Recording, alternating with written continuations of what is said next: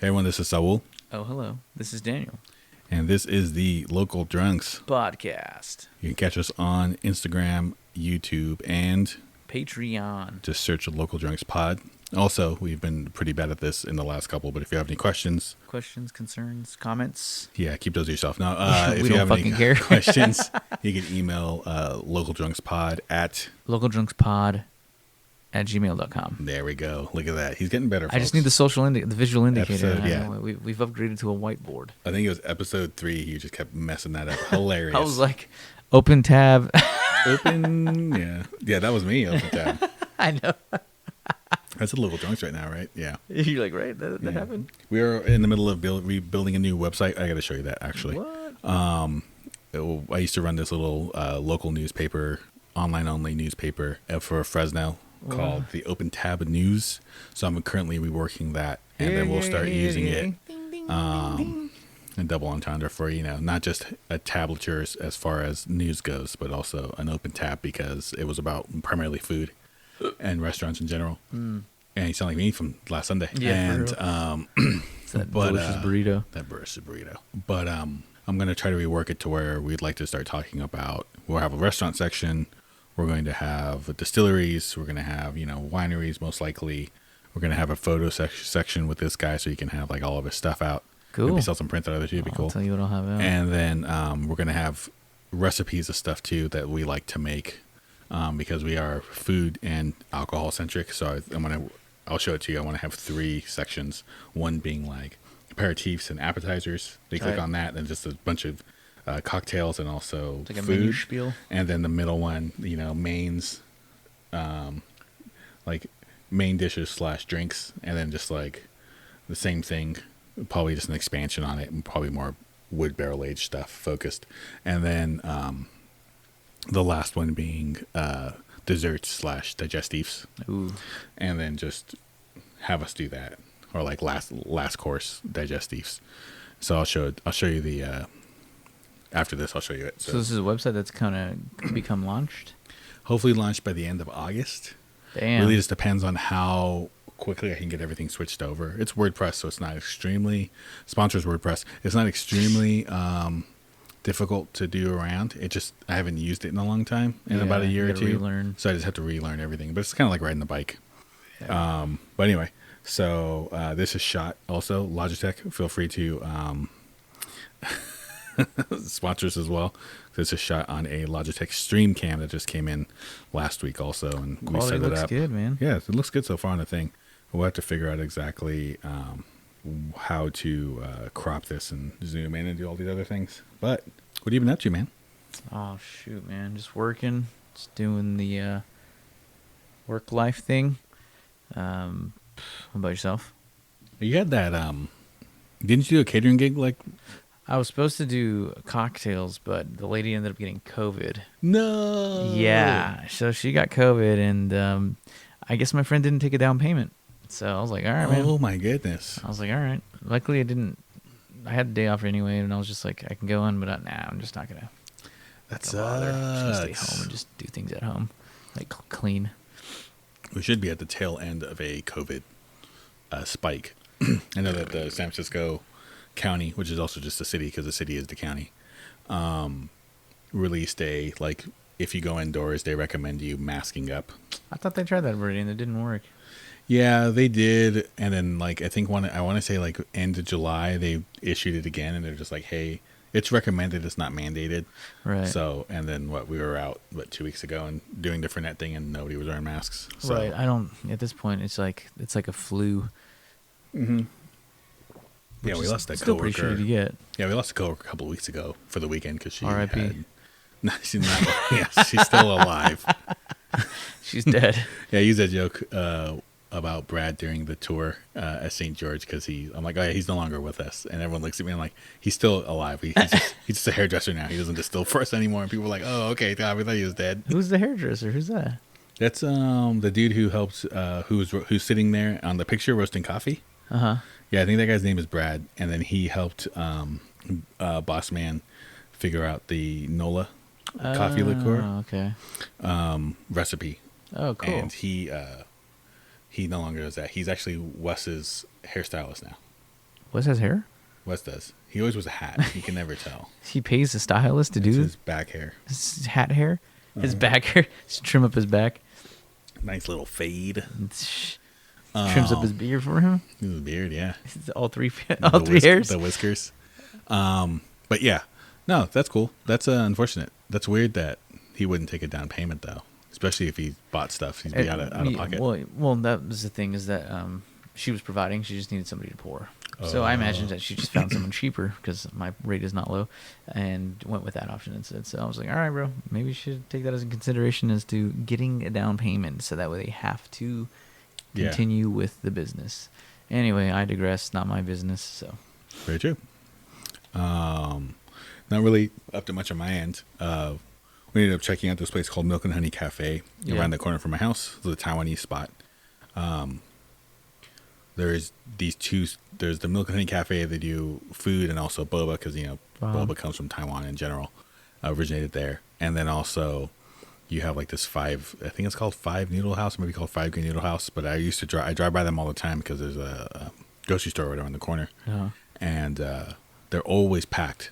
So you could always tell. And it's always like older Taiwanese people that are full, like these things are filled with. So it's like that gives you a sure, like, oh, this place might actually be really good. It's it. So we're looking. They ain't yelling at you with the menu down. Yeah, it ain't so, they ended up going over there. It was my mother took my daughter to go over there and order, and she said they were super slamming. We got it to go. Next time we're gonna go inside, but everything they could. They had like this vermicelli noodle soup that was like really good. They had like a fresh octopus that was really tasty. Just like a light little sauce on there. And then they had this, I want to say like a chicken noodle dish, and it was spicy and delicious. Ooh. So yeah, no, it's definitely good. Definitely had to hit back there, and then also hit all the other spots up. Anytime like I said, it's packed or there's a crowd of like older men smoking in a circle at the front of the restaurant, that's the jam. That's that spot. That's that post full stomach cigarette. That hands behind the back. Hands behind the back, or they're all crouched.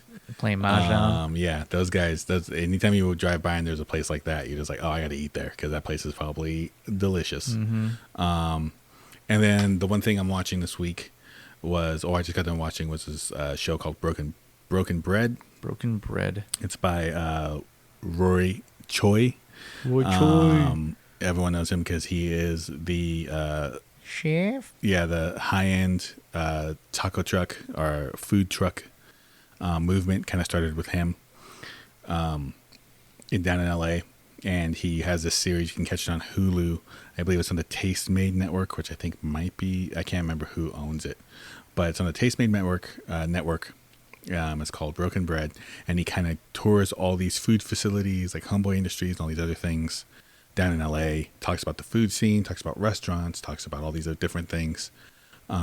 Very interesting, especially if you're a big fan of LA food. Back when I lived down there.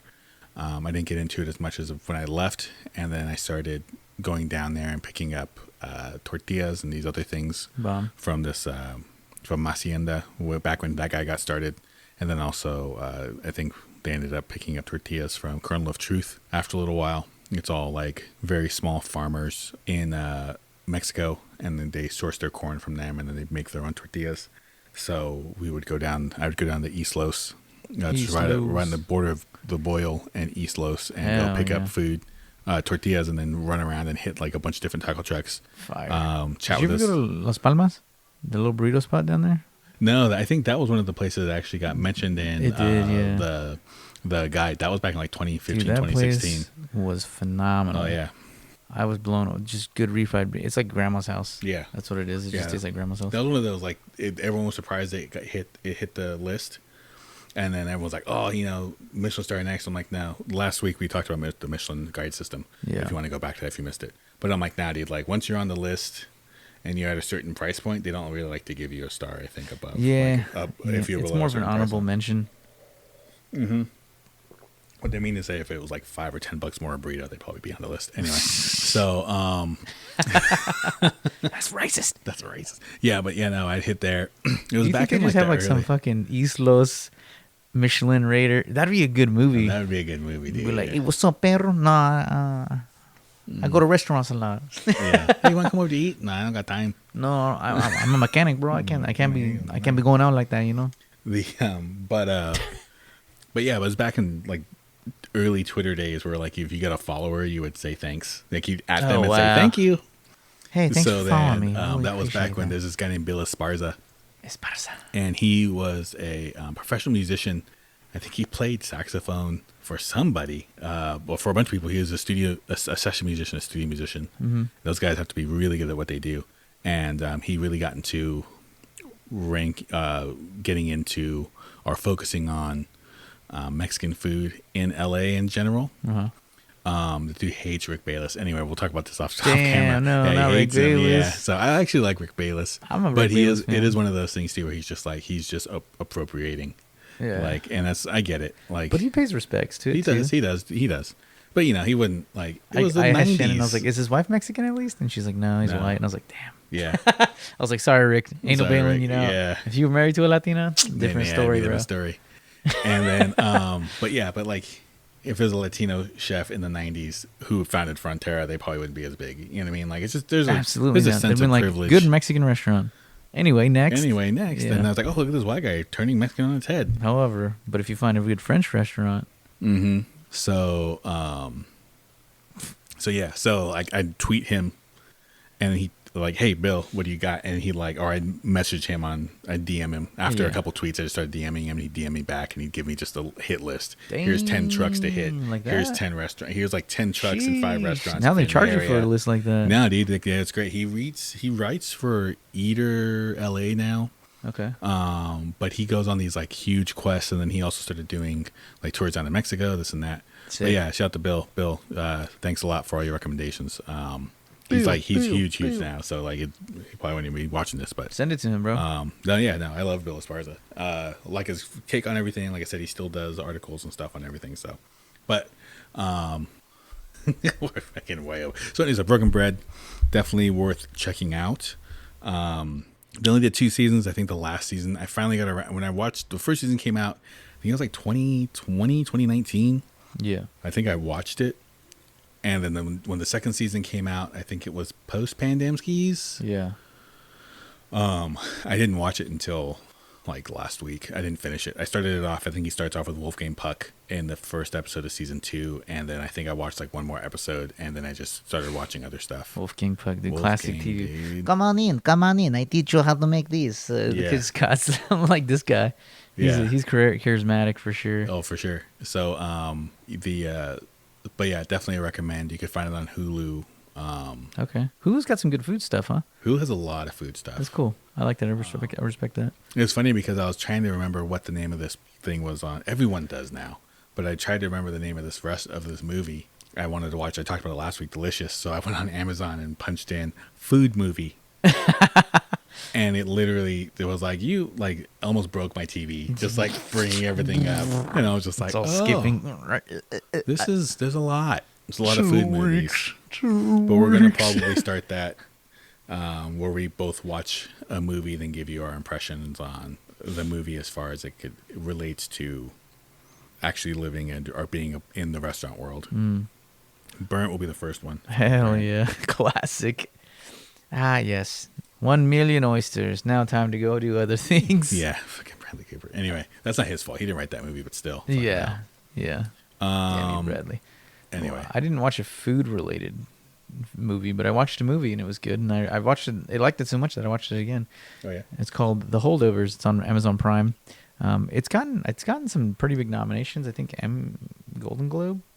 Yeah, I thought I got a Golden Globe, and I thought I got an Oscar nom too. I wouldn't be surprised from last year because they released it like in December. It's funny too because it's from Alexander Payne, who also directed Sideways, and what's another one that he got really, Paul Giamatti got put on the map, not on the map, but like got a lot of praise for. So it's the same director. It's more of a coming to age story between him and like what's that Robin Williams My Captain movie? Oh yeah, Dead Poet Society. No, Dead Poet Society. Dangerous Minds is the ghetto urban version of it. And that's the one with Jane Fonda, or is that the one with? No, not Jane. No, it's what's her name? Bridget Fonda. Bridget Fonda. Maybe. Bridget Fonda. Yeah, her daughter. Yeah. And just a white woman going into an inner city school where they're undereducated and funded, but the white woman saves everything. Of course, that's how it goes. It's super Karens. You want to know why these Karens are Karens?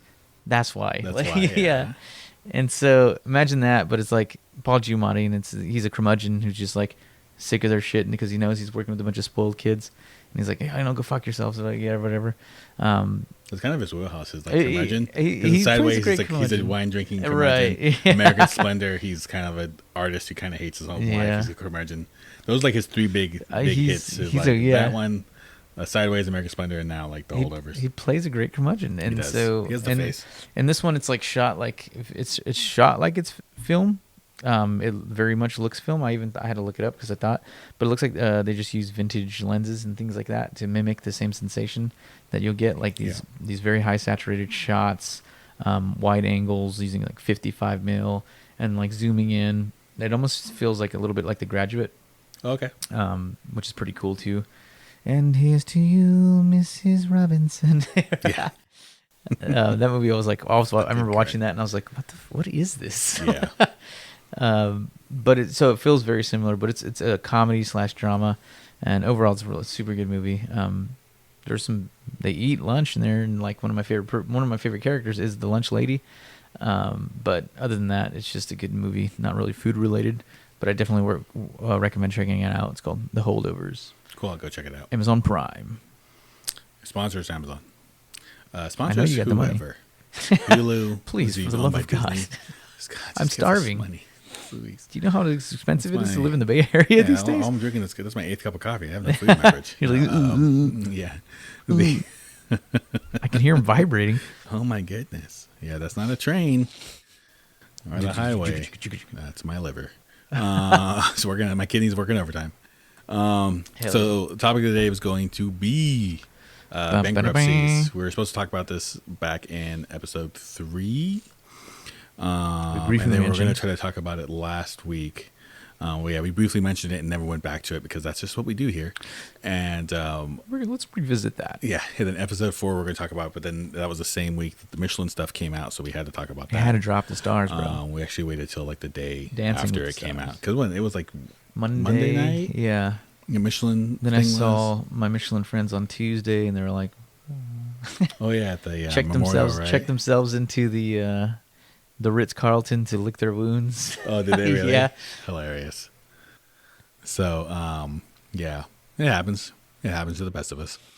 But now we're actually going to talk about it in episode 5. Bankruptcies, a couple big things, restaurant groups, wine groups, and then also a couple weeks ago, Diageo mentioned that they were losing money. Diageo. How does the giant conglomerate lose money in alcohol? Yeah, it's weird because they own Guinness, right? And Guinness is massive. They own Johnny Walker, but Johnny Walker is one of those things that like it's grandpa's whiskey at this point. It's grandpa's whiskey at this point. Yeah, no one really drinks that, and they'll suck up other souls. Yes, they'll suck up. Yes, the sponsor us, Diageo. Yeah, Trailer Park Tammy of the whiskey world. Now, they'll eat other. Hell yeah! Hey, that's sweetheart. You look like chrome on a bumper. I heard you like whiskey. Yeah. And what they end up doing is they'll buy smaller Scotch distilleries and feed that. They'll treat those like feeders into their bigger brands. So like Johnny Walker is technically a blend of all these different scotches, and like there's all these other things. I think they make their own on premise as well, but they use all these other Scotch makers. So did Johnny Walker come out of Scotland then? Yeah. Okay, I don't know. It's such a popular Asian whiskey that I forget the fact that it's actually a Scotch. And so it's vatted at that point. Yeah, it'd be like a vatted, technically vatted. Okay, so mixed, blended. That's why they don't have any years technically. I think on any other they stuff other than like black, they have a 12 Johnny Walker 12, right? That's black, right? Is black 12? I don't have my phone on me. You want me to Google the vintages? Yeah. But yeah, so I think it's like minimum age of, but it's technically not it's single malt technically because it's all barley. Anyway, we'll have to ask Spencer for more clarification on that. But yeah, they're good. they ended up really First blaming. question is, why does Johnny Walker taste like a tire? Hilarious. Damn. Anyway, we're not going to talk about what we've drank, but the reason why is because they were starting to blame. They said they oversaturated Mexico. Not that they oversaturated Mexico. It's like the Mexican market and the Latin American market stopped drinking as much or whatever. I don't think that's the case. I think what it ends up being is I think they just oversaturated that market. And instead of shipping less, they just kept shipping the same amounts. And now they have like this glut of all this stuff, which is devaluing their alcohol in general. And now, of course, they take what most, they take like, drinking trends are falling, this and this and that. Yeah, these kids don't really drink anymore, huh? Yeah. And that's kind of true to a point. Like alcohol consumption is lower than it used to be. But on the other hand, like people are more worried about how they're spending their money. Right. I don't see Especially people. this time. Yeah. I don't see people like, and that's the thing too. Okay. So I'm going to say like 20 different things and then hopefully it all ties together. But there was that huge movement where everyone's like, oh yeah, non-alcoholics are the future. And now non-alcoholics have actually stopped gaining speed and they're starting to level out. But you see them on most menus. You see them on most menus now. Which is nice. They're a lot more widely accepted. Yeah. And because before you'd go in and someone asks you something non-alcoholic and you'd just be like, what are you doing here, bro? This is a bar. Are you at a bar? Yeah. But it's become normalized. But that's also not the reason. There's not enough of those people drinking non-alcoholics to actually pull money out of the pockets of like alcohol distributors and alcohol makers or vendors. I think a lot of it has to do with maybe social media in general. People are fine with just watching stories of other people going out. Living vicariously. That could be an that's an interesting theory. I think also it's also a little combination of that along with like post-COVID hangover. To where people just don't want to go out, and they've gotten used to not going out for a couple of years, and now they're just fine with just. That's one of those. That's one of those friends. ongoing theories as well. Yeah. It's like, especially at the cost of everything at this point. Yeah. After being belligerently drunk for 2 years at least, they're just like, I don't want to do this anymore. I'm tired. Yeah. And a lot of like me personally, I went from my 30s to 33, and like that age gap, and the consumption of alcohol. Like now that I'm older, it's harder for me to drink like that. Yeah. I miss those years where I can go out and do all that. And now my body processes it differently and it hurts more. Yeah. So I think that's a good one too. Yeah. And then plus too, there's just that whole people not wanting to go out and just get hammered with strangers in this economy, bro. Yeah, and then too, it's just like why drink somewhere else when I could just drink at home? When it's significantly if I less drink at cheap. home. Yeah. After I spent the past 4 years drinking at home. Yeah. And that's one thing that Deborah Crew, the CEO, said. She said something that I was just like, she says, the consumers remain cautious and interest rates are high, therefore retailers are likely to remain cautious too. And I'm just like, well, consumers can't afford it because of the rates that everything costs. And so why go out when you can just to take it home? Like, yeah, it doesn't make any sense. And wages haven't increased, but cost of everything has increased. Yeah. And drinking is such a social activity in general. It's like I drink at home, but I've rarely ever drink by myself at home. It's always like that's when you know it's a hosting problem. people. Yeah. I can quit whenever I want to, Mom. That's not a problem. Yeah. I just really like the stuff. Excuse me while I pee in this closet. He's doing it again. This isn't the bathroom. Oh, no. I had a buddy who peed in his dresser drawers one time. His dresser drawers. Yeah, hilarious. I had a friend that would take off his clothes, strip completely buck-ass naked, fold his laundry, place it on his bed, and then pee on his clothes. It was like the most systematic kind of fucked up. I hate you, Mom. Special. He was at home. He did do it at home. Yeah, I heard it might be from a movie, but I heard a story. Someone took a crap in their dryer one day, or their washer one day. Oh no! Anyway, top loader. Top loader, indeed. Anyway, it's the ultimate double decker. Damn. So, but yeah, no, I think that drinking is such a social activity, and there's been studies to where people just don't go out or hang out as much anymore in person with other people. Like the whole, hey, we're getting drunk on Zoom thing was really millennials and Yeah. older Gen Zers and Gen Xers. Mimicking that socialization socializing that you'll get. Yeah. But you're looking at 4 or 5 years of 21 to 24 is 3 years, 4 years where people just aren't used to going out anymore. So then they don't have that bug of, oh man, I need to go out. And it's like, why? And you can kind of apply, I think, everything else, like smoking. Smoking was a big thing for people. I mean, when I turned 18, I was hanging out with buy my first pack of cigarettes. Yeah, I was hanging out with my brother's friends at that time. My brother was in the military by then, but his friends were still around, and I remember them taking me to go buy my first pack of cigarettes at 18. At 21, same thing. Like at 21, I was living down in Orange County. I remember turning 21, and my roommates right at 12 midnight, we walked over to, I think it was a Ralph's, and I bought a 6-pack, my first 6-pack I ever. And the dude was like, hey, he was like, oh, it just happened. Yeah, it's fine. And they sold me my first 6-pack. Sick. I bought like a 6-pack of cider and a 6-pack of. Little did they know the impact Guinness this would have. Yeah. And then we went home and I drank it. And like not all of it, but like we shared it. When me and my roommates. He was 21, he had his very first beer. Legally purchased. And but there's that whole thing with social like rites of passage that people are missing too, especially now that like you can't buy cigarettes till you're 21 now. And then you can risk your life for your government. Yeah. But you can't smoke. You join the military, but you can't smoke or drink. So it's just one of those things that it's just, and I understand like the health risks with smoking and drinking. Your guts aren't fully developed and this and this and that. So if you start plying them with alcohol and cigarettes, but also like there are studies as well to where in other countries, especially in Europe and everything else, where they can drink younger, it teaches them to moderation. So it's not like when you constrict, then they blow out. Yeah, you're letting them jog all the way. Yeah, you're letting them is jog for you that go to early Catholic school. to where like when as soon as you hit 18 or 21, you just don't hear a gun go off and you just start sprinting and chugging alcohol. Yeah. And even in high school too, because you're not allowed to have it, so it's forbidden fruit, so it tastes even that much more sweet. Sweet sin.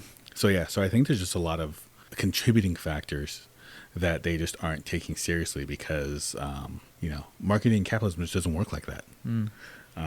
They just think that if they advertise enough, people will buy it. Yeah, but I think in the information era, especially for younger generations, there's a lot more exposure to studies and education, and these kids nowadays know how to do their research because they have all this information accessed. So they're aware of the effects of nicotine and alcohol, and I feel like as we've gotten older too, it's become more of an old person thing. Yeah, drinking is now viewed as like that's what older people do. Yeah, but like not in a cool way. And that's actually when I read a study from it's not a study, but it's an article from Cleveland and Clinic.org, and it's why Gen Z is drinking less. Some things that they added up to are the ability to communicate their emotions. So one thing that younger people like to do is talk about their anxieties and all this and that, but in a way it's healthy. For my generation and myself personally, it's still very much like suck it up, buttercup. Like we got things to do. It's slightly taboo. Yeah. And so we just bury it with substances and use it to ignore how we're actually feeling. And one thing with the newer generation is they're like, nah, that's not okay. And so they're able to talk about it like, I'm feeling this, I'm feeling that, and avoiding management with alcohol and substances. Yeah. That's one of the theories. The other being the COVID theory, like being after doing that. And there's some other ones that are actually pretty interesting as well. But, I mean, this is driving drinking down in general for younger generations. Crap, I lost the article. Anyway, those are just some of those theories as to why people are drinking less. Yeah. Younger generations are drinking less. And that's leads into the wine industry dropping to a 23-year low in consumption because it's old people that are drinking vintage. And that's how, Vintage Wine Estates filed for Chapter 13 recently as well. So I think that plays into it as well. Yeah, I think they I think a lot of it too is like the wine's done it to themselves. I could see that. That was really oversaturation. Oversaturated. There's these huge man. conglomerates. Like Vineyard Wine Estates was what was it 25th biggest? Oh, 15th biggest. 15th biggest wine conglomerate. Yeah. Which is nothing to What, be like, oh, 15, like, oh, that's like low. Like, dude, there's so many wine conglomerates out there. Like, really What jump labels into did the they world have? of wine. They had like Clos Bagas or Clos Bagas. They had Coupe or QUPE. They had Ace Cider. They had Gerard, Bière Con. So like these guys you actually see in the higher end sections. Dude, those are in some Ace stores. Cider is like everyone drank Ace Ciders. They have like a pineapple and pear cider. Oh, lovely. But yeah, it's actually not bad. And then but like Clos Bagas, everyone's seen them. Coupe, like I'm pretty sure if we had the label. Maybe I'll see if I can get it in the video. Yeah. But you'd be like, oh, I've seen that before. And you know, I think there were some pretty well-known wineries, but they said there was inventory issues was like the main thing or whatever. Yeah, they're saying inventory issues. What that translates to, I don't really know. Yeah, it could be. Sounds like some bullshit. Yeah, they probably just made too much or owned too many places or using too many things. And but wine's been through this before, and they weren't the first. And plus, two, they might have made the mistake of trying to become publicly traded.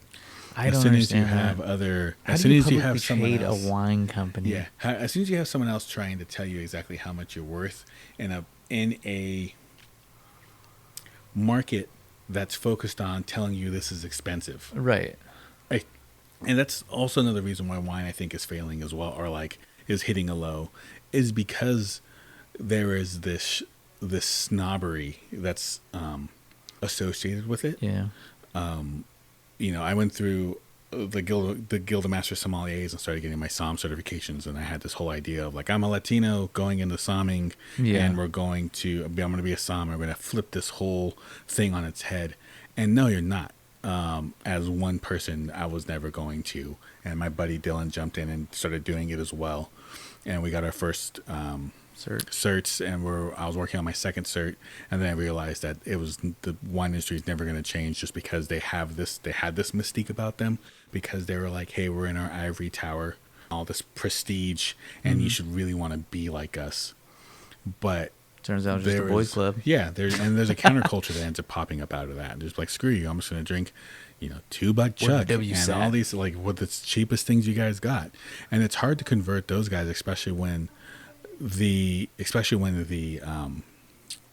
economy is trending like it is, and people aren't making as much as they used to, and things are going up, and it's hard to convert those box wine drinkers and really cheap wine drinkers into someone who's going to drop $100 on a bottle of wine. Yeah, some cult following Burgundy. Yeah. Well, actually, you're more likely to sell a cult following Burgundy than you are a Girard Estates or Mondavi Estates, Private Select. Yeah. Especially, it's like, who are you, man? Yeah. And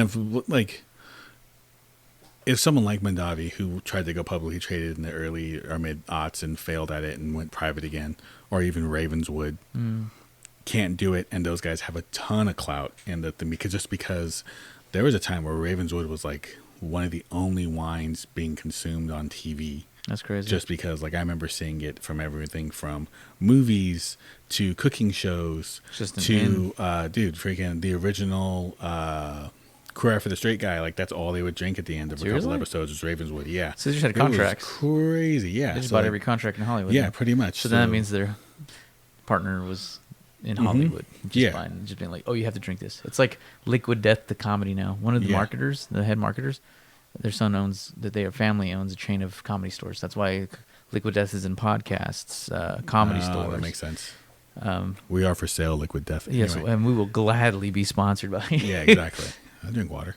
And then a can of water. Hey, it's recyclable. Yeah. So it's just one of those things that I think it's just a bunch of different contributing factors. It's oversaturation. It's this upturned nose. This is, oh, you're not a wine drinker because you drink this. Right. You're a wine drinker when you start dropping, $150, $200 on a bottle. All roads lead to Burgundy. Yeah, exactly. And then a bunch of Rhone Rangers out there, and my brain just stopped. Sounds like someone punched you in the gut. And then, but yeah, it's just all these contributing things. Plus, wine drunk is fun, but man, I've had some bad wine drunks. Yeah, but also headaches and stomach and cramps. then plus too, it's also like a costing as well. Like it's expensive. You can do everyone's trying to sell for like $40 a bottle now. I'm like, you could either get a really nice Napa Sonoma or a Central Coast or Willamette Pinot, Hood River Pinot. Hood River, it always made me laugh. I'm like, there's a hood in the river, and and that's the L.A. River, aka the canals, and sweet.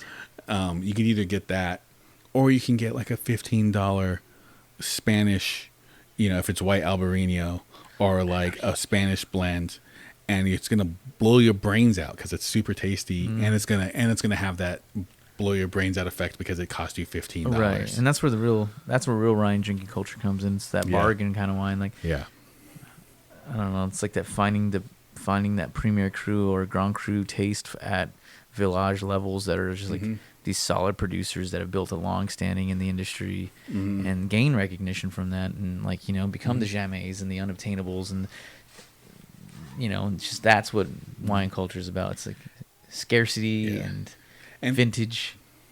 Yeah, exactly. And it is weird, dude, because you do have those guys who are like, oh, hey, we're a domain, whatever, and this is our bargain wine, but it's the same label. And then this is our Grand Cru. And then you'll have these American wineries, and they're just like, oh, hey, this is our really high-end stuff, and this is our really low-end stuff, and it's a different label, and it's going to a different region, this and this and that. Mondavi. And it's just like, or like even... what is that one? They have ducks on them. Oh, not Decoy or Decoy. Decoy. Decoy is a cheap one, and then but it's all duck and goose related. But Decoy is Decoy the cheap one? And so I think duck, Decoy duck, goose. Would you say it's duck, goose? Yeah. And then, but Decoy is like their inexpensive line. Yeah. And then they have a completely different set of birds, but the only reason why they're related is because they're all duck focused. Oh. And you're just like, oh, like why don't you just say, hey, this is us, and this is you're learning how to drink. This is stuff you buy in your 20s. This is the stuff you buy in your late 20s, early 30s, and this is the stuff you buy from mid 30s on because you're an adult now and you drink like an adult. Right. Some age statement on that. Yeah. So I think that's also what Diageo might be going through as well, just because. Yeah, and those poor Gen Zs ain't going to be able to afford that shit anytime soon. No, you can't be dropping money on $70, $80. We can't even think about the concept of buying a house. Yeah, let alone those kids with no money or and hypersensitive. That's why malt liquors will never go away, and that's why because it gets you buzzed for hella cheap, and that's why these seltzers got so huge. Is because people were just like, oh, it's cleaner tasting. Yeah, $14, $16 for an 8 or 10 or 12 pack. Mickey's hand grenades. Yeah, and then you're just gonna sit there and you're gonna get drunk, and it's not gonna taste like, because I do like myself a pretty tasty malt liquor, but not. That's because I also come from an older generation. 211 Steel Reserve. Yes. Sponsor is King Cobra. Hell yeah, I love that shit. And yes, a good old English. A good can of old English. 100. Have that in one hand and a bottle of MD-20s in the back, other. Relax, and have a nice can of old English. Only the finest for this podcast. Yeah. Sponsor us. I guess, Local Drunks is a great name for this podcast. But cheapest drunks, it should be called. Cheapest drunks. Today we'll rate the finest old English. We actually did this previous podcast I used to have. We did or I used to be on. Well, you can talk about your exes on this podcast? Yeah, wow. You got to make sure you're staying on top of your game, bro.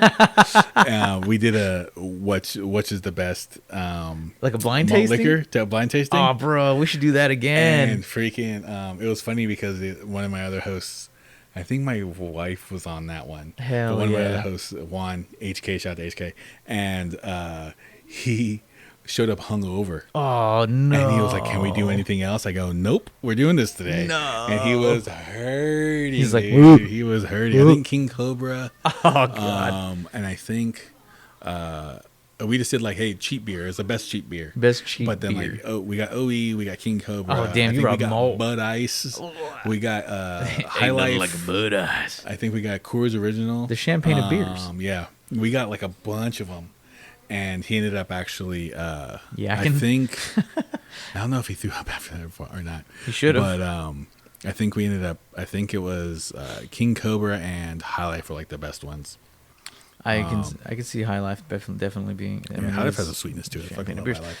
High Life. Anyway, but yeah, so I think wine is in that boat just because they have kind of done it to themselves at this point. Yeah, it's an oversaturated market. Everybody's in the game.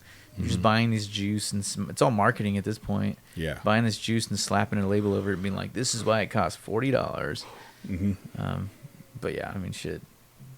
I mean, people have reputations in the industry for a reason, and going out and trying. It's kind of my issue. Not even my issue, but I feel a similar vibe from the natty scene right now, the natural wine scene. I'm just like, this is just a giant circle jerk. Maybe add some sulfur to your wine. Yeah. All wine has sulfur in it, sulfites in it. It's natural. It's gonna be there no matter what. So when they advertise none, bullshit. But everyone's just like, oh, this small producer had this and that, and then I drink it and it tastes like rotting wood, and I'm like, nah, I'm good. You Yeah. can give me the fucking big red. Like, I'll take it. Let me get the over oak Chardonnay instead. Let me get that fucking 60-year-old pearl necklace. Oh, darling, I'll have your finest Chardonnay type deal. Yeah. Like, I'll take that over that any day. Because that cougar juice. that cougar juice. That cougar juice. That malolactic fermentation. Buttery, Cougar baby. juice. Butter. pay my bills, Yeah. The butter bomb. yeah, no, I've never had a natural sparkling. Oh, I'll take it ordinary. Natural sparkling wine. There is some that good didn't ones. taste like metal butt cheeks. But no, there's definitely that like you Smells drink like a lot of tastes like you put a natural penny up wine. your asshole. Yeah. and you drink this wine, you're just kind of like, huh, that's fine. It's all right. You know what I mean? It's okay. Yeah. $30 though. Orange wine, yeah. $30 though. Yeah, that's, yeah. Yeah, these we used to call these mistakes back Yeah, in the yeah. wine world. But hey, taste change, I understand that. But you don't expect, all because you've been drinking this stuff your whole life and you're looking for something new, don't expect people who are going to be buying this stuff off the shelf to follow trend unless they're just trying to make a statement in their friend group. Right. Like there's legitimately some good ones out there, Mm-hmm. and I will drink them again. But like, yeah, most of it's just fucking. I probably. Yeah. Yeah, whatever. Like I'm just like, all right, relax, dude. Yeah. It's good. Yeah, it's cool. Yeah, it's fine. It's yeah. fine.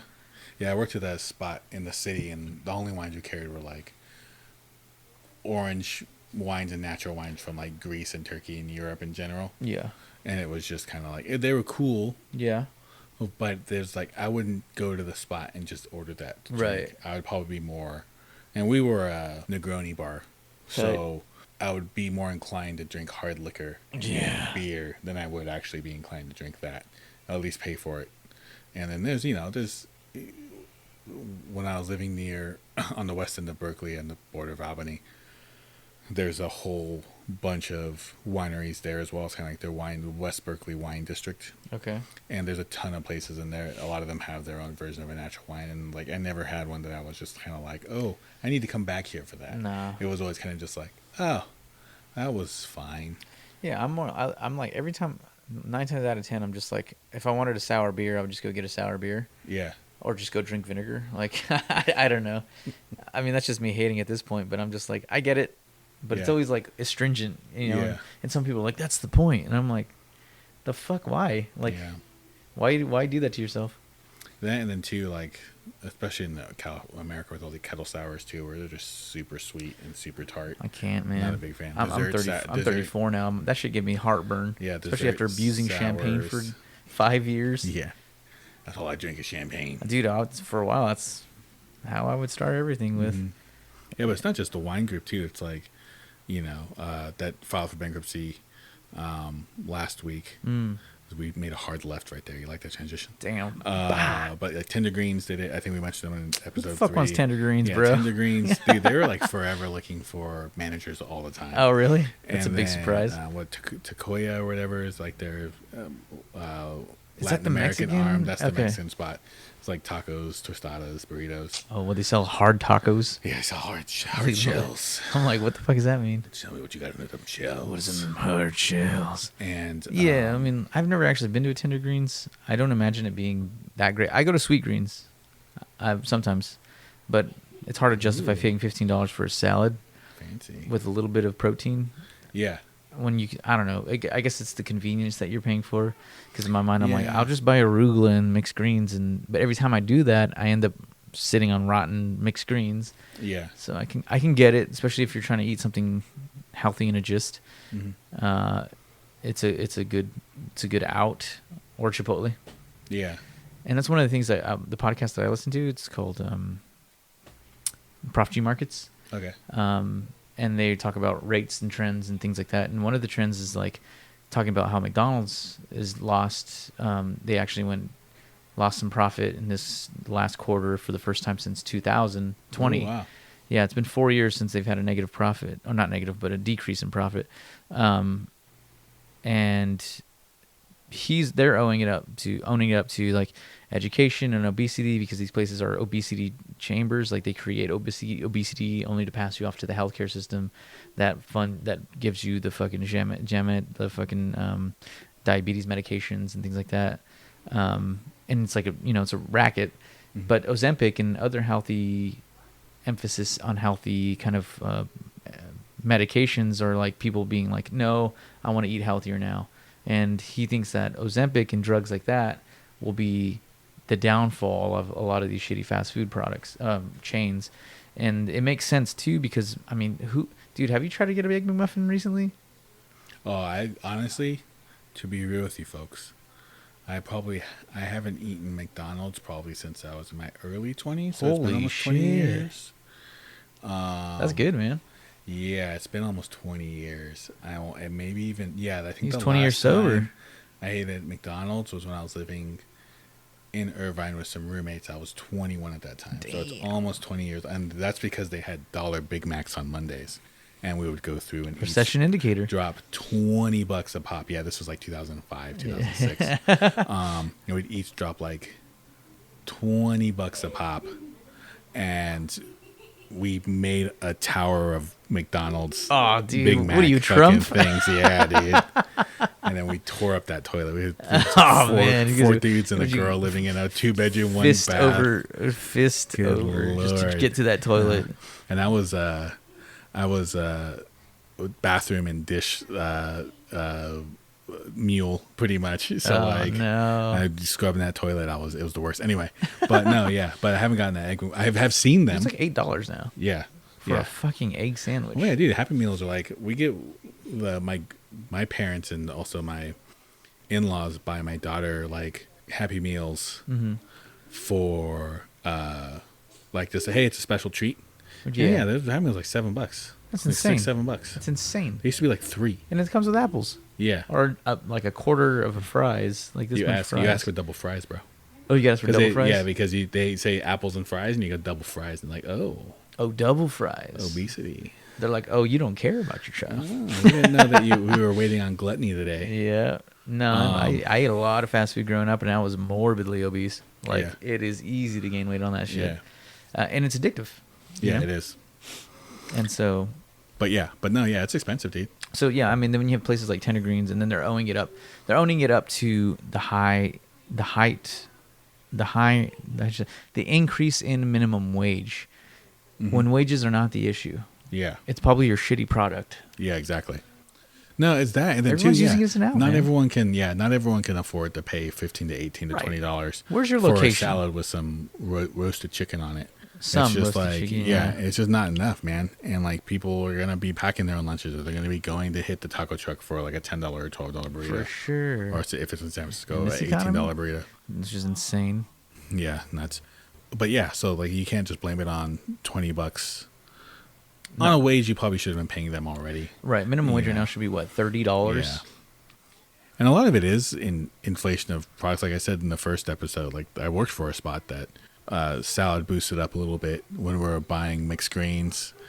And then also, yeah, no, it's just you can't equate it to just $20 being the reason why you're closing now just because you're actually paying these people what you should be paying them. Right. What's your CEO taking home? Yeah. And that's the one thing I never hear. Highest margin, highest revenues, breaking records, especially after COVID. And they still have the audacity to blame people. Hourly workers and peons. And I'm like, get the fuck out of here. Yeah. It's really weird because there's this huge up in this area, there's this huge tech market.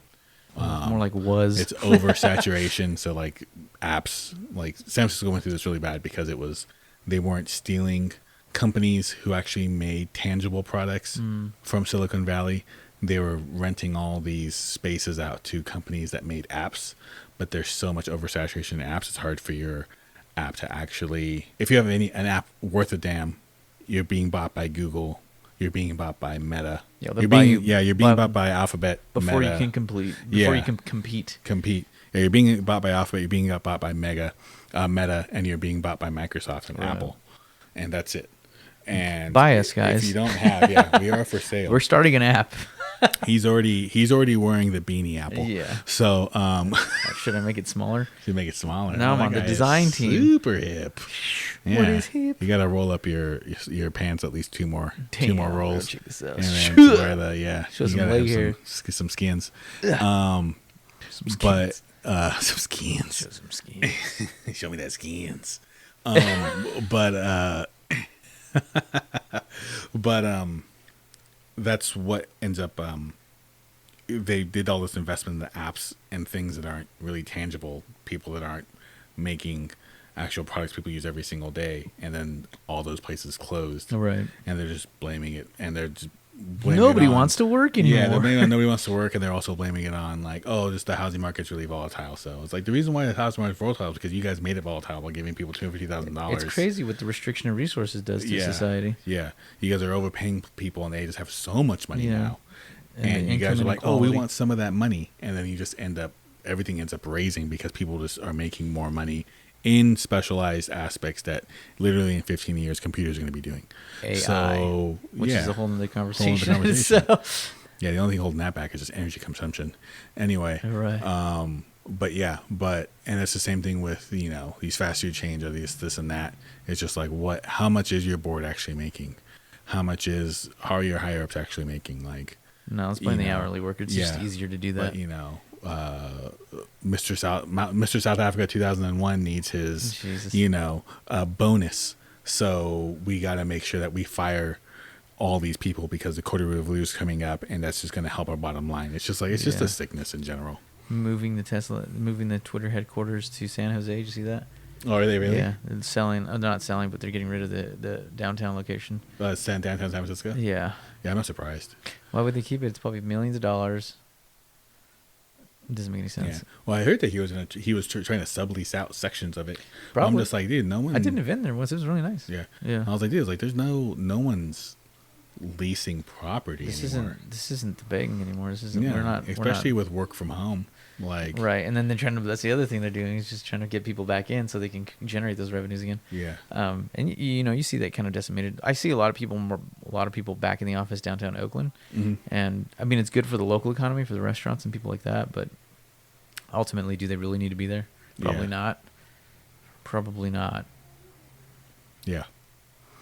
No, it's all downhill, man. It's all a sham, bro. Man, what a very uplifting podcast episode. And on that note, I was kidding. No, bye. But no, it's just think of a better excuse than just the sounding call for all business is employee wages. Yeah. No matter what, and they're gonna be saying, and anytime they try to save any type of money, what do? They fire employees. They don't try to cut costs in some other realm. Yeah. Cut off your labor, up your revenue, get your market share back. Yeah. And it's the same thing as like they try to put that. When Red Lobster started filing for bankruptcy, they try to blame the cheddar biscuits. Yeah, free cheddar biscuits or whatever. Yeah, they're like, oh, the cheddar biscuits cost so much, but they neglect the part completely where it talked about private VC funds buying up all the real estate that they're on, upping the rent exponentially so they couldn't afford it anymore, and then making them pay that rent. Mm-hmm. So of course you're gonna have to file fucking either Chapter 11 or just complete. Was it Chapter 13 for complete bankruptcy? I think so. But reconsolidation of your assets because you can't afford that anymore. Yeah. And they're doing it through that revenue, but they're just neglecting that part and talking about the fact that minimum wage is higher, but not the part where they're upping their rent because from predatorial fucking banking and things like that. I'm just like, okay, let's just ignore the actual issues here and blame again cheddar biscuits. Yeah, and just easy out. Yeah, instead of blaming acquiring debt and not being able to pay it down because of interest rates, you're blaming something that literally only costs a certain $1,000 a month on top of whatever you're actually doing. Piece of shit. Yeah, and then also like your CEOs not taking a pay cut, Yeah. And I understand, like, and who knows how much it's not everyone who gets it's not like everyone who gets an MBA every single day. There's only a few 100,000 of you, so it's rare, right? But in all honesty, like you have to approach it like, we're going to talk about sports right now. You have to approach it like the Brady, like how Tom Brady approached winning Super Bowls. I'm going to take less pay, so you build a good team around me, and we can bring home these rings. That's what got him to 7. It's really funny because when I played baseball for a long time, and everyone would talk about how much money they made, and I always believe like, I'll take less if that means I'll win a championship. Yeah. And then literally you had someone doing that like in my 20s and 30s. That dude's only a couple years older than me. And I'm just like, oh yeah, no, he's got the right idea. He's always going to win, or always going to be competing, because he's not stretching the cap. And like, that's how business should be thinking about when they're paying their CEOs. Hey, let's get someone who's really good and who's going to get paid less, so that we have more money to give people we actually depend on, which is your everyday worker. Yeah, I mean, I think that's the disconnect too. Is like, I don't know what that realm looks like, and when they start agreeing about those wages, because I know right now like CEO pay is one of the most ridiculous concepts out there right now. It's like, I think it's the highest it's ever been, and on top of that, shares, perks, like paying you indirectly as well, not just your Quarterly annual bonuses, wage. Yachts, helicopters, paying you without paying you directly, like what Trump's art nonprofit was doing, just providing favors to people. I mean, they all do it though, so to single him out would be ignorant. But that's all these people do. How am I supposed to have enough money to bribe my favorite Supreme Court judge? If you guys don't, you buy him a house in Aspen, $20 million a year. Yeah, you got to take him out. At least take him out, rent out Six Flags for him, and then he'll start passing your laws. Oh yeah, it's crazy to me that they are legally able to do that. Like, how, in what world? They're public servants. Yeah, it's crazy to me, bro. Anyway, yeah, food good. Bankruptcy bad. Yeah. Everything else bad. And this is why we focus on just booze and food. We are not professionals, by the way, in economics or business. Yeah, but definitely. Anyway, you can find us at localdrunkspod. I am Saul. I'm Daniel. Yeah, hit us up on Instagram, hit us up on YouTube, and also hit us up on Gmail. If you have any questions, comments, concerns, localdrunkspod@gmail.com. Nicely done. And Patreon as well. Please fund us. We are poor. Yeah, we definitely want to get out to more restaurants, take some more pictures, actually do some interviews with people who work there. Not just the owners and the marketing people, but also the people who are, if you see that on the front lines, that sounds extremely important. On the front lines. There's 2 different wars happening right now that we talk about in America. There's like 20 that are actually happening right at any time in general. And but they're proxy wars. Yeah, they don't pay. They don't make any sense. Unless they get. We're just trying to allocate assets. Yeah. Just wait for those Venezuelan trip packages through Costco, folks. Anyway, for real, that's when you know things have gone our way. See, and this is why you got to fund us. If you want us to stop talking about economics and start talking more about restaurants, there we go. Give us some economics to talk about restaurants. Give me some food money. Give me some foods. But $5 a month gets you kind of a sneak peek behind everything, plus unedited podcasts, some drink cocktail creation. We're also going to start getting more into food cooking as well, if we can get a good space for that and some good lighting and everything. we're kind of just going to talk about, hey, we ate this at this last restaurant that was really good. Yeah. So let's try to mimic it. Like Comey last week. Yeah. Last week. Maybe 2 weeks ago. Last week? No, it's last week. You're right. And then week and a half ago. Anyway. But other than that, we're going to sign it off there. Remember, Local Drunks Pod. So sure to sign out all your apps and give us a follow. Yes, Thanks, sir. guys. Thank you. Bye-bye. Damn.